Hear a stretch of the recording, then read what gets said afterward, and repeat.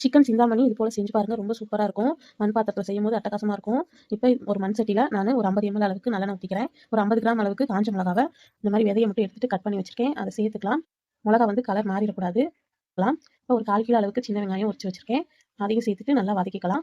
வெங்காயம் நல்லா கலர் மாறி வதங்கி வரணும். அந்த அளவுக்கு நல்லா வதக்கி விடுங்க. ப்ரௌனா வதங்கிருச்சு. இப்ப ஒரு கட்டி பூண்டு வந்து தட்டி எடுத்து வச்சிருக்கேன். இந்த சிக்கனுக்கு வந்து இஞ்சி பூண்டு பேஸ்ட் போடக்கூடாது. பூண்டு மட்டும் தான் போடணும். பூண்ட இந்த மாரி நல்லா தட்டிட்டு சேர்த்துக்கோங்க. சேர்த்துட்டு நல்லா வதக்கி விடுங்க. இப்ப நான் வந்து ஒரு 1 1/2 கிலோ அளவுக்கு சிக்கன கிளீன் பண்ணி எடுத்து வச்சிருக்கேன். இது பிராய்லர் சிக்கன் தான். நீங்க வேணா நாட்டுக்கோழில கூட இதை ட்ரை பண்ணலாம். ரொம்ப சூப்பரா இருக்கும்.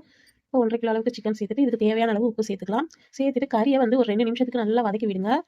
இருக்கும். இப்ப கறிய 2 நிமிஷம் நல்லா வதக்கிட்டு, இதுல கொஞ்சமா மஞ்சள் தூள், நான் கலருக்காக 1 டீஸ்பூன் அளவுக்கு காஷ்மீரி மிளகாய் தூள் சேர்த்திருக்கேன். நார்மல் மிளகாய் தூள்னா ஒரு 1/2 டீஸ்பூன் சேர்த்துக்கோங்க.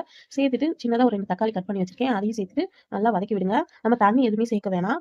சிக்கன்லேயே தண்ணி விட்டு நல்லா வெந்து வரும். அதனால நல்லா இந்த மாரி கிளறி விட்டுட்டு, மூடி போட்டு ஒரு 10 நிமிஷம் சிக்கன நல்லா வேக விடலாம். இப்ப சிக்கன்ல நல்லா தண்ணி விட்டு வெந்து வந்துட்டுருக்கு. இப்ப இதுல வந்து நம்ம சீரகம் சீரகம் வந்து ஒரு 2 டீஸ்பூன் அளவுக்கு சேர்த்திருக்கேன். அத வந்து சும்மா கையில இந்த மாரி கிரஷ் பண்ணிட்டு சேர்த்துக்கோங்க. சீரக பொடியெல்லாம் வேணாம். முழு சீரகமே நல்லா இந்த மாரி கையில கிரஷ் பண்ணி சேர்த்துட்டு மூடி போட்டு இன்னும் ஒரு 5 நிமிஷம் விடுங்க. 5 நிமிஷத்துல தண்ணியெல்லாம் கொஞ்சம் நல்லா ட்ரை ஆகி வந்துரும். தேங்காய் சேர்த்துக்க போறோம். இப்ப தேங்காய் ஒரு 1/2 மூடி தேங்காவ நல்லா பொடியா கொஞ்சம் இளம் தேங்காவா இருந்தா நல்லாருக்கும்.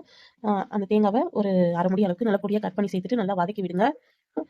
இப்ப இதுல ஒரு 2 கொத்து கருவேப்பிலைய இந்த மாரி பிச்சு சேர்த்துக்கோங்க. சேர்த்துட்டு நல்லா கலந்து விட்டுட்டு தண்ணியெல்லாம் கொஞ்சம் நல்லா ட்ரை ஆகி கெட்டியா வந்துருச்சு.